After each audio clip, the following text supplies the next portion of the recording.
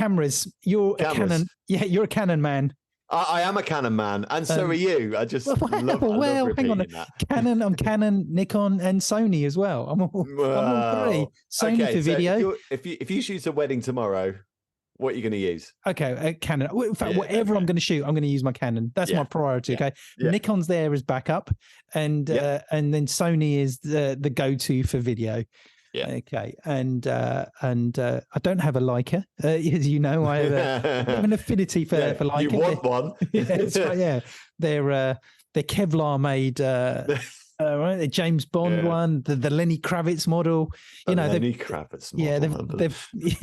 They've got them all, haven't they? If this podcast ever becomes like world famous, then they need to do the Kamasi model, don't they? They do. They do. That's right. Yeah, they do. Definitely. Yeah. Now, okay, Mark. So, camera manufacturers, we know that these days that when we go and buy a camera, whatever make it is, there are, they're almost mini computers now, aren't they? They are. Cameras. Yes. Okay. Absolutely. So, like with any computer, they have firmware updates, and when you are a Windows user, it's very frustrating because your Windows, your laptops and your PCs get slowed down because of all these updates that are going on. Yes, we know, Mark. Before you say anything, you don't have that problem if you're a Mac user, and all of that. Okay, but firmware updates, you do over not noticeable a period of time, of course you do, but that's the cool thing about Macs, because they last about 10 years rather than laptops that. So. Right. Okay. Anyway, now that's a conversation with Peter. Now, so, and like most things now, we're getting used to this, aren't we? It requires a software update. Turn it off, reboot it. It requires that. Okay. Now, cameras they require firmware updates, and they do. I can guarantee you that most people that are listening to this podcast now have never actually done a firmware update. Yeah. So if you are listening now, have you done a firmware update on your camera? And I can almost guarantee that most of you are shaking heads thinking, no, I don't know. I haven't done it. I don't know. I'm not going to lie. It's been a while since I've done one. I need to do it. It's not like I haven't done it. It's just, you have priorities, don't you? Yeah. So I don't know how to do it. I don't know what to do. I don't know when to do it. And should I do it? And is it reliable? Am I going to mess my camera up? All of those things. Okay. But camera manufacturers do firmware updates, and where they will fix little bugs, or make all these little bugs and fixes and everything that goes on. Yeah. Now, what it was is I came across something recently where a photographer was talking about different cameras, and he was saying what was wrong with or not what was wrong with the brands, but other things that they could be doing that they could be doing better. Yeah. And one of those things that really struck me was or what caught my eye was he was talking that Sony are a little bit slow on their updates. Now, that's not first-hand knowledge. I'm going by something that I've seen online and something you've read, an article. Yeah, okay, and I had a look, and then something did strike me, because when I listened to this article online, it said that the Sony Sony A7 III hasn't had any updates for quite a while. Now, I might be wrong there, because we do I have somebody else that does them here in the office, the firmware updates, and I don't think he's actually done any for a while because he's not mentioned it. And at least if he has done update firmware, because I do ask every now and again, there's been nothing that's been particularly useful or groundbreaking that's made us think, oh, this firmware update. Because a lot of these firmware updates, they can help with things like focusing, speeding up your camera. There might be something new. Let's say you've got Model 3 of the camera, Model 5 has just come out. There might be certain things in Model 5 that are software related that don't exist on your camera, but you can have them on your camera if you do the firmware update. Yeah. Okay, so your camera should work. It should work better. But apparently Sony are very, very slow in doing this. They've not been doing it, and they're not as hot as Canon or Nikon. And apparently Nikon are really hot on it. The Z9 apparently has had 3 recent firmware updates. So I know all the Nikon S9, Z9 users out there are probably thinking, have they had 3? And apparently, I don't know what they are, but they've all apparently been very, very useful updates, firmware updates. Okay, so, I'm going to be a little cynical, just for a little bit. Okay. Yeah. So if in some respects you kind of think, well, these firmware updates should have been already on the camera. I mean, the Z9 hasn't been out that long. Has it? I don't think. No, but remember, been that. Hmm. And I don't know if you have lots of people. Oh, we should have done that. Okay, update. I don't know. Am I being a bit cynical there? I don't know. Yeah, because when you bought a new MacBook, didn't you, recently? I did. When you bought that MacBook, when you turned it on, did it go into a software update? It did. Okay, there you go. Right, because out of the box, they're always making changes, always new things that are going on. That's fair enough. That's fair enough. So phones are the same, aren't they? Yeah, exactly. You buy a phone and you've got to wait for that software update, and every now and again it has a software update. Okay, so it's exactly the same with cameras. So really, the reason why I wanted to bring this up was all of the camera brand manufacturers. Are there things that they're doing that they could be doing better, or are there things that we're not happy with? What else is, from our experience and from this article that I'd seen online. So that was the thing about Sony. But what he then talks about is Nikon, and I actually agree with this. And I didn't think I was that aware of it, but I am actually. And maybe it's because of where I am in the profession, but whenever I see Nikon doing any ads or anything, their ads that go out are primarily geared towards the high-end models, the pro-end models. Z6, Z7, Z9. It's all Z9 at the moment. That's what I keep on seeing. And they do these other cameras, the APS-C models, all of those models that they do the point and shoot cameras. They do all of those. But the thing is they don't seem to, I don't see those being pushed so much as as how much they're pushing their high-end models for. And I get that. I understand that. They want to push they've got their market and everything. But there are a lot of people that can't afford those. They've got no need to go and buy a Z9, a Z6, a Z7. They want to go and buy not the Z50, whatever it is. Okay, right. They don't want to spend anywhere near as much. They want to spend. They might want to spend £1,000 on a camera, £800 on a camera, and that type of thing. Yeah, and that's it. Yeah. Okay, no, I get that. And so that's one of the things that I see, and I think camera manufacturers, whether it's Canon, Nikon, Sony, whatever, I think there should be a push, because whenever anyone asks me, oh, what camera should I buy? The answer to that question is, how much do you want to spend? But if a hobbyist or an amateur will ask, they don't want to spend more than £1,000. Very rarely, the most common thing, I don't know, £300, £400, £500, £600. I've got no idea. I've got very little idea of what exists at that range. At that range. But the thing is I think I should be more aware. But I see that all the camera manufacturers just don't seem to push their advertising to the mass market. I think I think you're left more or less to your own devices to find out. So when we get to Canon, I remember there's one thing. So Nikon. So that's one of the things I would notice about Nikon. We've always said that when it comes to Nikon and Canon, I think quality wise, great. If you're a Nikon user, brilliant. If you're a Sony user and you invest, a Canon user, if you invested in one of those brands, there's no need to change if you're happy with what you've actually got. I think Canon, we've always said it, I think lead the way. They do in sales, and I think they do lead. I think they do lead the way. I think Nikon got left behind for many, many years. I think their Z range has really they've really upped their game with the Z range. And so fair play to them. But one thing I think that Canon, and we spoke about this, didn't we, on a few episodes ago, and people are going to look back at the show, but Canon aren't doing third-party lenses for their the RF mirrorless range, for the RF. For the RF, yeah.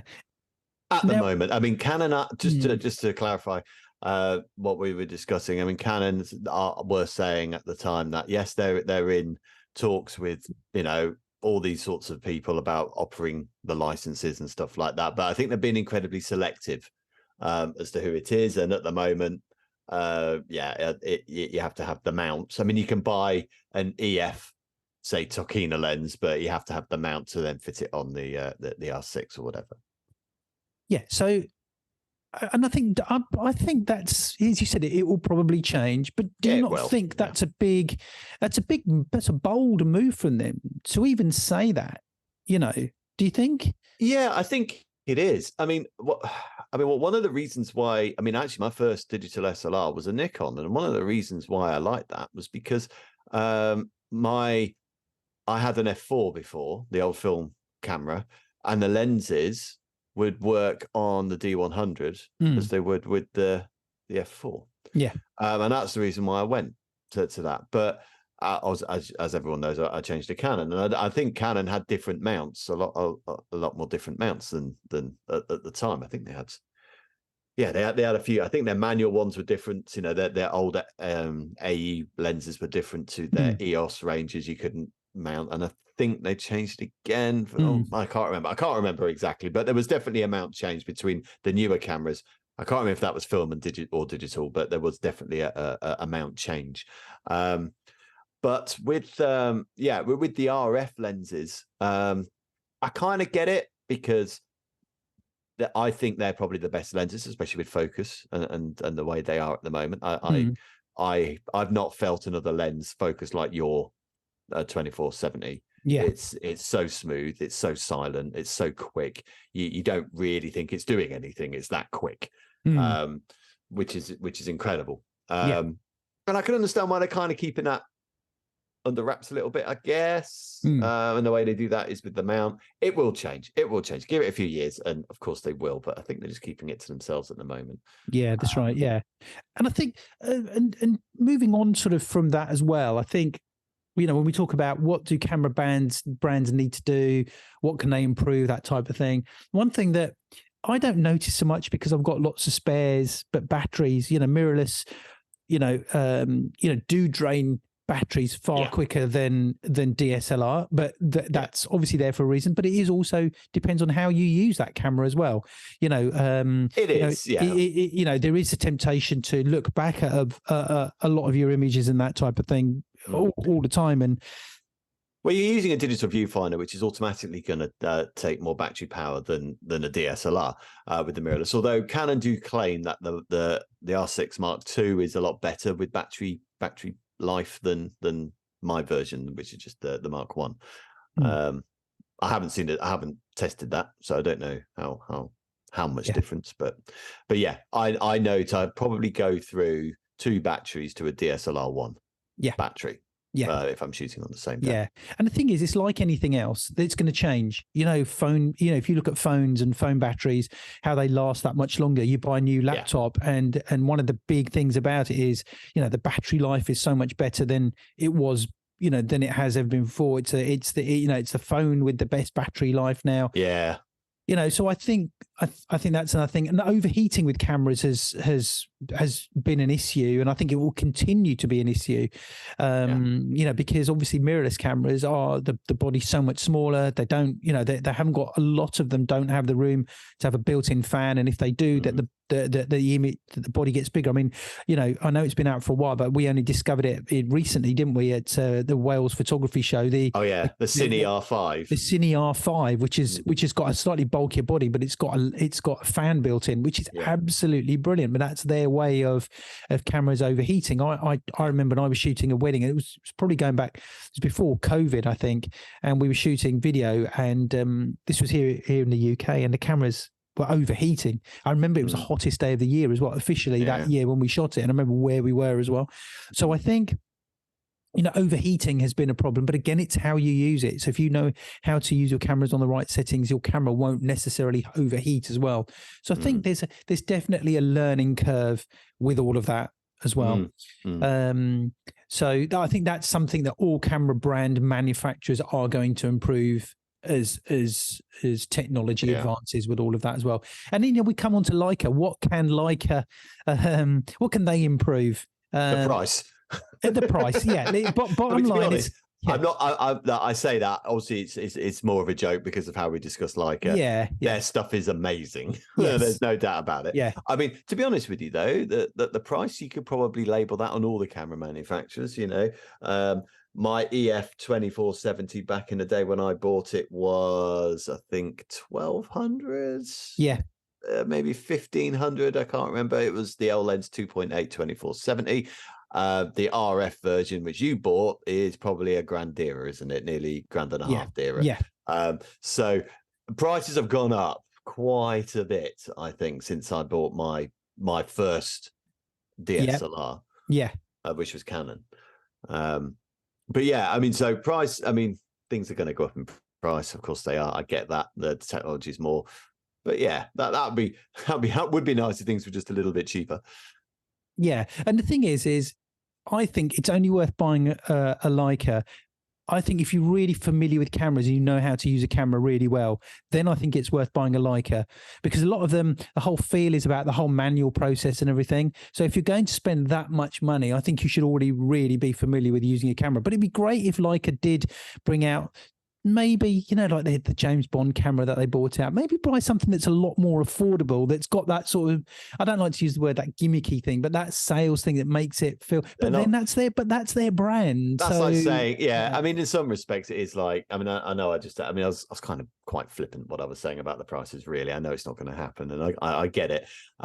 But that's like Ferrari coming out with a budget Ferrari. They're not going to do it. I'd like a Ferrari, but I can't afford one, and that's why people like Ferraris, because they are that sort of area of affluence and all that, and that's what Leica are about as well, I guess. Yeah. The other thing that I'd like to see camera manufacturers do, actually, Mark, is, and I know you can custom set your buttons. Okay, like on the Sonys, is it? They have the C1 and the C2 button. And so you can custom set everything you want. But I do think that all camera manufacturers should clearly have and they don't all, they should all have that ISO button either on the top or the back of their camera body. It should be there and it should say ISO on it. Yes, you can. Yeah, definitely. Because to me, I use my ISO more than I use anything else. I adjust my ISO all the time.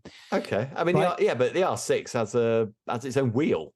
No, a button or a wheel. Sorry. Okay. Sorry. Yeah. What I mean is it should be clearly adjustable on your menu system, and it should say on there ISO. Yeah. Okay. No, I agree with that. Yeah. Because there are, and I'm really surprised at this, how a lot of camera manufacturers don't do that. And I think that's the one thing. I think there's a lot of buttons on the back of the camera that, you don't need so much, I think white balance could go into the menu system. I really do. I don't think you need to alter your white balance that quickly. You're always using your ISO, but you're not using a white balance. You use your white balance. I don't think I've used a camera with a white balance button on the back, to be honest. Yeah, there is. I'm sure there is, or something. But a lot of cameras do have a white balance button that's there. I'm sure the Nikon, I think the D750, I'm sure on the left-hand side, I think it's got a button there that says white balance. Fair enough.